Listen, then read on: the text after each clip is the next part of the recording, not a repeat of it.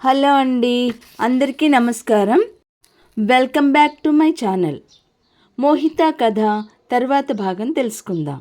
మోహిత తరుణ్ని ఇలా అడుగుతుంది. లక్ష్మికి దుప్పటి కప్పుతుంటే అన్నూ గుర్తుకు వచ్చింది అవునా అని అడుగుతుంది. ఆ అడగడంలో అర్థం చేసుకున్న మంచి మనసే తప్ప సాధింపు శ్లేష లేకపోవడం అతను గమనించాడు. అతను జవాబు చెప్పలేదు. నాకు జవాబు చెప్పవన్నమాట. ఓహో, నీ పర్సనల్ విషయమా? నేను అడగకూడదు కదూ అంది. అంటుండగానే కంఠం ఎలాగో అయింది. అతను మోహితాని భుజాలు పట్టి ఛాతీ మీదకి లాక్కున్నాడు. మోహిత తలెత్తి ఏదో అనబోతుంటే అతను ముఖం పట్టి వంచేసి గుండెలకి అదుముకున్నాడు. నీకు చెప్పకూడని పర్సనల్ విషయం అంటూ నాకేం లేదు. ఒక్కోసారి నేను నిన్ను చాలా బాధ పెడుతున్నానా అనిపిస్తోంది. కానీ మోహి, ప్లీజ్ నన్ను కాస్త అర్థం చేసుకో. నాకు నిజంగానే లక్ష్మి అలా చాప మీద పడుకుని ఉంటే అన్ను గుర్తుకు వచ్చింది. నేను పెళ్లి చేసుకుని ఇంత సుఖంగా ఆనందంగా ఉన్నాను. అన్ను ఎలా ఉంది అనిపిస్తుంది. అన్ను నా మనసులో ఒక భాగం, నా ఆలోచనల్లో ఒక భాగం. నేను అన్నుని చూస్తే తప్ప ఈ ఆలోచనలు నన్ను వదలవు. అందుకే నేను అన్నూని చూడాలని ఇదివరకు కంటే తొందరపడుతున్నాను. మోహిత నిశ్శబ్దంగా ఉండిపోయింది.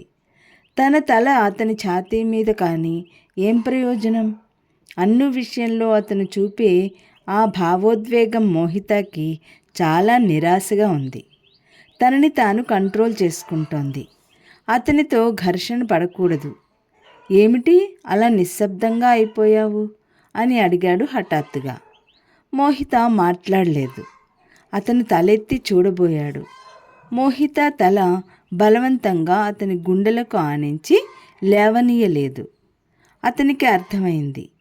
ఏ భార్య మాత్రం ఆ క్షణం భర్త మనసులో ఇంకో అమ్మాయిని గురించిన ఆలోచనలు ఉంటే సహిస్తుంది?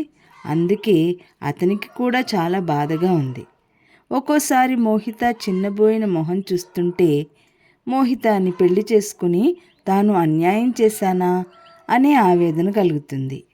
అనూని చూసినప్పుడు మాత్రం అతని ఆలోచనలు రూపు లేకుండా మాయమైపోతాయి.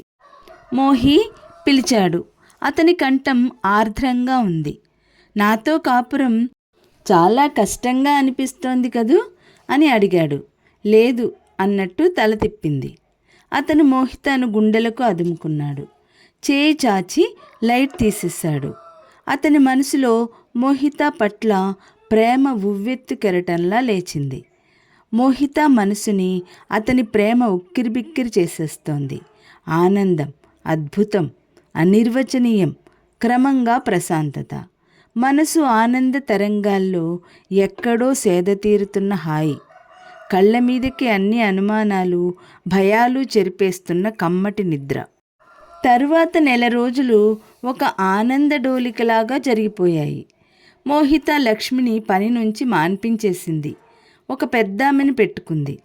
ఎందుకు మాన్పించావు అడిగాడు తరుణ్. చదువుకోవాల్సిన వయస్సు. నేనే స్కూల్లో చేర్పించాను. వరమ్మ గారిని భర్త పోయాడు. పిల్లలు చూడడం లేదు. మాధవి చెప్పింది ఆవిడని ఇంట్లో అట్టి పెట్టుకుందాం అంది. సరే అన్నాడు తరుణ్.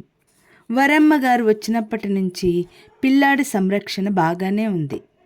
అనుభవజ్ఞురాలు. అటు వంటలోనూ ఇటు పిల్లాడిని చూడడం, మోహిత ఆఫీస్కు వెళితే ఇల్లు చూడడం అన్నీ తెలివిగా చూస్తూ కొద్ది వారాల్లోనే మోహిత మనసుని ఆకట్టుకుని అభిమానం సంపాదించుకుంది. మోహితకిప్పుడు చాలా హాయిగా ఉంది. ఊరు నుంచి తల్లి తండ్రి తిరిగి వచ్చారు. శాంతమ్మ గారు ఊరు నుంచి వస్తూ జ్వరంతో తిరిగి వచ్చింది. ఫ్లూ వచ్చింది. మందు వేసుకున్నాను అంది. ఇంటికి వచ్చేసానుగా, ఇక తగ్గిపోతుందిలే అంది. పరిమళమ్మ గారు శాంతమ్మని బలవంతం చేసి మోహిత దగ్గర ఉండమని ఆదేశించింది. శాంతమ్మ గారి జ్వరం తగ్గలేదు. జ్వరం విపరీతంగా ఉంది. డాక్టర్ నర్సింగ్ హోంలో చేర్పించమని చెప్పాడు. తరుణ్ తనే స్వయంగా తీసుకువెళ్ళాడు. హాస్పిటల్లో చేరావుగా, ఇక తగ్గిపోతుందిలే అన్నారు విశ్వనాథం గారు. కాస్త దానికి ఎందుకింత గొడవ? హాయిగా ఇంటి దగ్గర ఉండకుండా ఆవిడ బాధపడింది. ఇంటికి వెళ్దాం మోహి అంది. అను ఏడి అని అడిగింది. హాస్పిటల్కి ఎందుకని వరమ్మగారి దగ్గర వదిలి వచ్చాను అంది. నీ పిల్లాడిని నువ్వు చూడకుండా ఎవరికో ఇవ్వటం ఏమిటి, వెళ్ళు, ఇంటికి వెళ్ళు అంది. 2 రోజులు గడిచాయి. ఆవిడ జ్వరం తగ్గలేదు. డాక్టర్లు లంగ్ న్యూమోనియా అని తేల్చారు. వైద్య సహాయానికి ఏం లోపం లేదు. కానీ ఆవిడ తిప్పుకోలేకపోయింది. ఇంటెన్సివ్ కేర్లో ఉంచారు. పరిస్థితి ఆందోళనకరంగా ఉంది. మోహిత వెళ్ళి తరుణ్కి ఫోన్ చేసింది. నాకు భయంగా ఉంది తరుణ్, చప్పునరా అని చెప్పాలని ఆతృతగా వేచి చూస్తోంది. ఫోన్ పిఏ తీశాడు.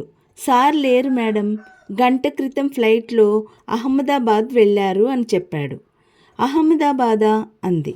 అవును. ఆఫీసు పని అర్జెంటుది ఏదైనా వచ్చిందా? లేదు. అక్కడి నుంచి వేణుగోపాల్ అని ఒక ఆయన ఫోన్ చేశారు. ఆ పేరు వినగానే మోహిత మనసు మూగబోయినట్టే అయింది. వేణుగోపాల్ అన్ను విషయం గురించి ఎంక్వైరీకి తరుణ్ నియమించిన వ్యక్తి. మోహిత ఫోన్ పెట్టేసింది. రమానందం పరిగెత్తుకు వచ్చాడు. మోహి త్వరగా రామ్మా అన్నారు. ఏమిటి మామయ్య అంది. కానీ ఆయన ముఖం చూస్తుంటే భయం వేసింది. ఇంటెన్సివ్ కేర్లోకి వచ్చారు. అక్కడ విశ్వనాథం గారు ఏడుస్తున్నారు.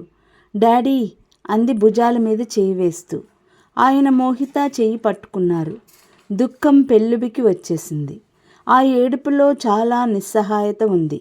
అప్పటికే అర్థమైంది. శాంతమ్మ గారు ఆఖరి క్షణాల్లో ఉంది. అమ్మా, మోహిత ఏడుస్తోంది, మాట్లాడమ్మా అంది కుదుపుతూ. మోహితకి సమాధానం రాలేదు. నాన్న బావురుమంది మోహిత. శాంతమ్మ గారు పోయి 3 రోజులైంది. కర్మకాండలు ముగిశాయి. శాంతమ్మ గారు పోయిన వెంటనే రమానందం గారు, అమ్మా మోహి, తరుణ్ ఎక్కడున్నాడో చెప్పు, నేను ఫోన్ చేస్తాను అన్నాడు. నేను చేస్తాను మామయ్య అంది. ఎక్కడున్నాడని తన ఫోన్ నెంబర్ ఇస్తుంది. ఆయన మోహిత ఫోన్ చేసి కబురు చేసిందని నమ్మకంతో ఉన్నారు. పరిమళమ్మ గారు, ఆయన తరుణ్ ఇంకా రాలేదేమిటా అని తల్లడిల్లుతున్నారు. శవాన్ని ఇంటికి తీసుకువచ్చారు. బంధువులు తెలుసున్న వాళ్ళు అందరూ వచ్చారు. తరుణ్ రాలేదు.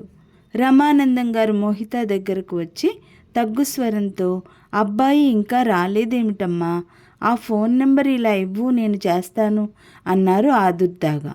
వస్తాడు మామయ్య అంది. శాంతమ్మ గారి దహనకాండలు జరిగాయి. 3వ రోజు సాయంత్రానికి తరుణ్ వచ్చాడు. జరిగింది విని నిశ్చేష్టుడయ్యాడు.